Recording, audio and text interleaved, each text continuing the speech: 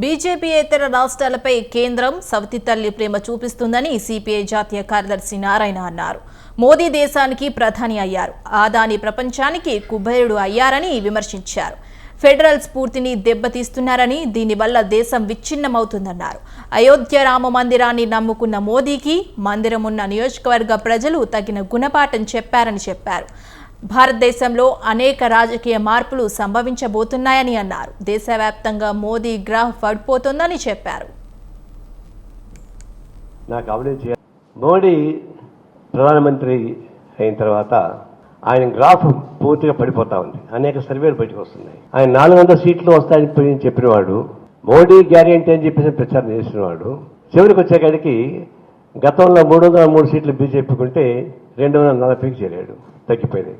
ఆయన వచ్చిన తర్వాత సరే నేను సన్యాసిని, నాకు భార్యాబిడ్డలు లేరు, నేను నిస్వార్థపరుడిని, నాకు అవినీతి చేయాల్సిన పని లేదు అని చెప్పి పదే చెప్పేవాడు. దాని అదలో అదాని అసలు ఒక విధంగా ప్రపంచంలోనే అత్యంత ధనికుడు చెప్పేసి అని వస్తూ ఉంది. మరి ఈయన ముఖ్యమంత్రిగా ఉన్నప్పుడు ఆయన స్మగ్లర్, ఎంజాయ్ స్మగ్లర్, ఆయన ముందర పోర్ట్ ఉంది స్మగ్లర్. ఈయన దేశానికి ప్రధానమంత్రి అయ్యాడు, అతను ప్రపంచానికి కుబేరుడు అయ్యాడు. ఇద్దరు లింక్స్ ఉన్నాయి, అనేక లింకులు చాలా మంది చెప్పాం, మనం వాళ్ళు చెప్పకల్లా. మోడీ దయాదాక్షణ్యాల వల్ల, అక్రమమైనటువంటి సపోర్ట్ వల్ల అదాని పెరిగాడు తప్ప ఆయన సొంతంగా ఏం పెరగలేదు. మోడీ